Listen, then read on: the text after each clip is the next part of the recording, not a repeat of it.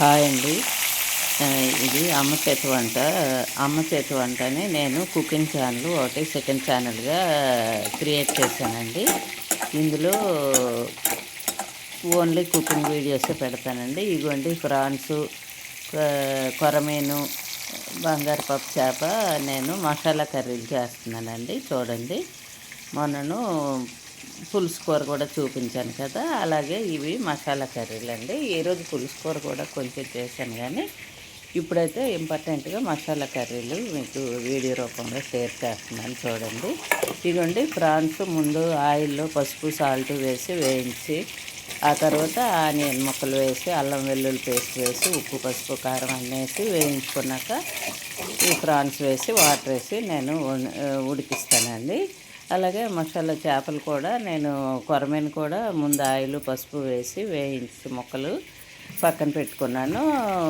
బంగారు చేప కూడా అలాగే ఆయిల్లో వేయించి ముక్కలు ఇలా మనం ఏదో వడలు చేసుకున్నట్లు నేను వడల్లాగా చక్కగా పసుపు సాల్ట్ వేసి వేయించి పక్కన పెట్టుకొని, అప్పుడు ఈ అల్లం వెల్లుల్లి పేస్ట్ అన్నీ వేసుకొని ఆనియన్ పేస్ట్ వేసి, నేను ప్రాన్స్కి మాత్రమే ఆనియన్స్ ముక్కలు వాడతానండి. మిగిలిన వాటికి ఆనియన్ పేస్టే చేస్తాను. అల్లం వెల్లుల్లితో పాటు ఆనియన్స్ కూడా పేస్ట్ చేసి నేను యూజ్ చేస్తానండి. ఫిష్కి ముక్కకు బాగా మసాలా పట్టి టేస్ట్ ఉంటుందని ఈ పద్ధతిలో చేసుకుంటే కర్రీస్ చాలా టేస్ట్గా ఉంటాయండి.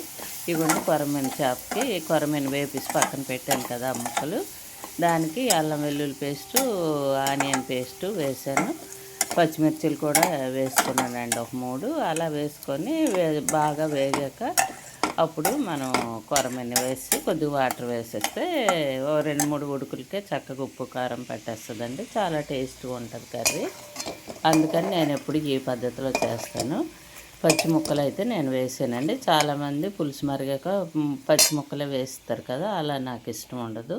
నాకేదో చిన్న పులుసు వాసన వచ్చేటట్టు ఉంటుందని నేను ఎప్పుడు ఇలా ప్రక్కనే వేయించి పెట్టుకొని వంట చేస్తానండి. అవండి ఫ్రాన్స్కి ఉప్పు పసుపు వేసి వాటిలో ఉన్న వాటర్ అంతా పోయి చక్కగా నీరు ఇంకిపోయి వేగి వరకు అలా ఉంచుతాను ఫ్రాన్స్. ఆ తర్వాత ఆనియన్ ముక్కలు, పచ్చిమిర్చి, కొత్తిమీర, అల్లం వెల్లుల్లి పేస్టు, ఉప్పు పసుపు కారం అన్నీ వేసి వేయించుకున్నాక అప్పుడు ఈ ఫ్రాన్స్ వేసి అందులో కొద్దిగా వాటర్ వేస్తానండి. 1-2 సార్లు కలిపి పెట్టుకొని వాటర్ వేసుకుంటే చాలా టేస్ట్గా ఉంటుంది ఫ్రాన్స్ కర్రీ. వాటికి తగినంత ఉప్పు కారం మనకి ఎప్పుడు మొన్న నేను చూపించాను కదా, నేను 5 ముక్కలకి ఆ రోజు చూపించాను కదా, 5 ఫిష్, ఒక ఫిష్ 5 ముక్కలు చేసుకొని ఆ ముక్కలకే నేను చెప్పాను. 10 అయితే దానికి 2 అంతలు వేసుకోవాలి, 15 అయితే 3 అంతలు వేసుకోవాలి. అలా నేను అందుకు ఆ కొలతలు చూపించానండి. ఆ కొలతల ప్రకారంగా మనం పసుపు కారం సాల్ట్ వేసుకుంటే చాలా టేస్టీగా ఉంటుందండి. గరం మసాలా, కొంచెం ధనియాలు, జీలకర్ర, కొద్దిగా మెంతులు కూడా నేను రోట్లో కచ్చబచ్చగా దంచుకొని లాస్ట్ని అవి యాడ్ చేశాను కదా, అలాగే చాలా టేస్టీగా ఉంటుందండి కర్రీ అయితే. మీకు ఎవరికైనా తెలియని వాళ్ళకి ఉపయోగపడుతుందని వీడియో రూపంలో షేర్ చేస్తున్నాను. పిల్లలకి, చిన్నపిల్లలకి, కొత్తగా పెళ్ళిళ్ళు అయిన వాళ్ళకి ఫిష్ వండుకోవడం అంటే కొంచెం తెలియదు కదా, అలాంటి పిల్లలకి ఉపయోగపడుతుందని వీడియో రూపంలో షేర్ చేస్తున్నాను. ఇవైతే నేను చేసే పద్ధతులు అయితే చాలా టేస్టీగా ఉంటుందండి కర్రీ. ఇలా ఈ పద్ధతిలో చేసుకోండి చక్కగాను.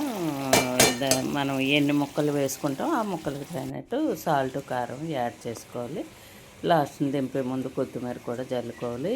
ఏ కర్రీకైనా పచ్చిమిరపకాయలు 3-4 వేసుకుంటే ముందు ఆయిల్లో వేసుకొని ఆ తర్వాత ఆనియన్ పేస్ట్ వేసి చక్కగా ఫ్రై చేసి ఉప్పు మసాలా అన్నీ వేసి పసుపు కారం అన్నీ వేసి వాటర్ వేసి కొంచెం మరుగుతున్నప్పుడైనా ముక్కలు వేసి వేయచ్చండి. ముందే మనం వేయించి పక్కన పెట్టుకుంటున్నాం కాబట్టి అలా ఈజీగా వండుకోవచ్చండి. ఇగోండి కొరమీను కర్రీ అయితే ఇది బంగారు పప్పు మసాలా కర్రీ అండి.